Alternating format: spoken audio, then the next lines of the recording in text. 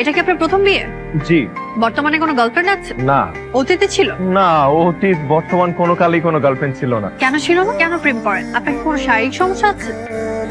আসতে মানুষজন শুনতে পাবে। আপনি কি আমাকে দেখতে এসেছেন নাকি আশেপাশে মানুষজন? যে আপনাকে দেখতে এসেছি। আপনার কোনো শারীরিক সমস্যা আছে কি না? দেখেন, আমি এটা কখনো যাচাই করে দেখিনি, তবে আমার বিশ্বাস আমার এই ধরনের কোনো সমস্যা নেই। আপনার শরীরে কোনো ট্যাটু আছে? একটাও নেই। আপনি চাইলে আমি আপনাকে না না না, না। আপনি আমাকে এতগুলো প্রশ্ন করছেন কেন? কারণ আপনি কানাডা থাকেন, অথচ আপনার গার্লফ্রেন্ড নেই, কখনো প্রেমও করেননি। ব্যাপারটা কেমন অস্বাভাবিক না? ড্রিঙ্ক করেন? জি। আপনি কি হার্ড ড্রিঙ্ক বুঝিয়ে? না না না, আমি ও ধরনের কিছু খাই না। নাইট ক্লাবে যান? না আপনার কি এইচআইভি আছে? না আচ্ছা, আপনি কি আসলে কানাডা থাকেন? না আপা, আমি আন্দর কিল্লা থাকি। আমার সাথে একদম ফাইজলামি করবেন, আমি আপনার বেআইন না। ঢাকা মেডিকেল কলেজের মেন্টাল হেলথ ডিপার্টমেন্টটা কোন দিকে? মেন্টাল হেলথ বিভাগ খুঁজছেন কেন? আপনি কি পাগল? বিশ্বাস করেন, এবার দেশে আসার আগে একদম ঠিকঠাক ছিলাম, কিন্তু দেশে আসার পর মনে হচ্ছে পাগল হয়ে গিয়েছে। ওনার নাম মেঘ, উনি কানাডায় থাকেন। আমাদের মধ্যে বিয়ের কথাবার্তা চলছে। সম্ভবত উনি আমাকে ইমপ্রেস করার জন্য এখানে এসেছে। তাই আমার দিক থেকে তো আমি 100% রাজি, শুধু আমার ফিয়ান্সে মানে যার সাথে আমার বিয়ে ঠিক হয়েছে, মানে আপনাদের বান্ধবী কোনো গ্রিন সিগন্যাল দেয়নি। ও রাজি না থাকলে আপনি আমাকে বলতে পারেন, আমার আবার কানাডা যাওয়ার খুব শখ। ভাইয়া আমিও রাজি, আপনি যে হ্যান্ডসাম। থাম।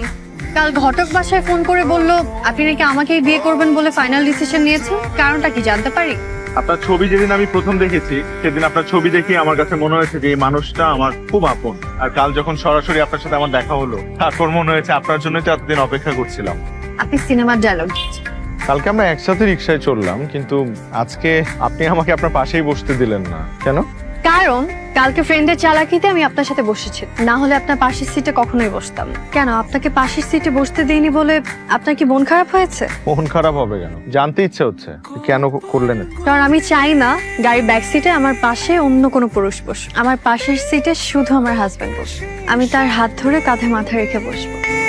আচ্ছা, আপনি কি সবসময় মানুষকে তেল দিয়ে কথা বলেন? আমি আবার কখন কাকে তেল দিলাম? সব সময় বলেন, মাত্রও বললেন। আবার আজকে সকালে যেমন দাদিমাকে বললেন সুচিত্রা সেন। আপনি তো এখনো বিয়ের মতামত জানান নেই।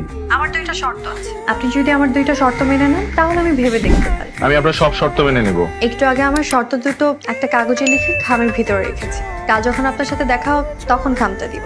কাল একটা নীল শাড়ি পরে আসা যায়? আমি তো শাড়ি পরতে পারি না। সমস্যা নেই, আপনি আসতেই হবে। হ্যালো, আসসালামু আলাইকুম আন্টি। আমার মেয়েটা যে তোমাকে কত পছন্দ করে তুমি সেটা জানো। তোমার সাথে ও খারাপ ব্যবহার করেছিল না, সেটা দেখার জন্য তুমি কিভাবে রিয়াক্ট করো। তুমি ওকে বলেছিলে না নীল শাড়ি পরেছে? আমার খুব ভালো নীল শাড়ি ছিল না। মা, তোমার কাছে নীল শাড়ি আছে?